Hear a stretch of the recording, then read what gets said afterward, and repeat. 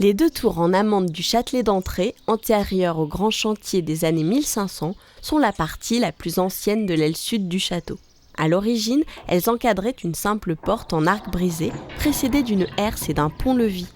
C'est au début du XVIe siècle qu'un mur est édifié entre les 2 tours pour former le Châtelet, percé d'une porte piétonne aujourd'hui murée et d'une porte cochère.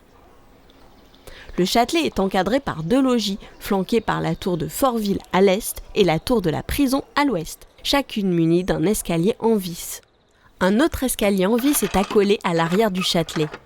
L'ensemble de la façade sud est couronné par un chemin de ronde sur mâchicoulis dont la fonction était à la fois défensive et décorative.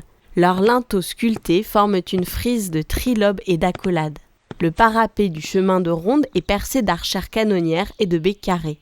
Le bâtiment a subi d'importantes transformations à la fin du XIXe siècle. De nombreuses baies à croisées ont été ajoutées côté sud sur cette façade qui au départ n'était pas percée de manière aussi systématique. Les fenêtres et portes du rez-de-chaussée sont également des ajouts de cette période. La toiture et le chemin de ronde ont été modifiés. Côté nord, des baies anciennes à croisées ont été conservées et les éléments sculptés issus des parties nobles du château ont été intégrés tardivement à la façade.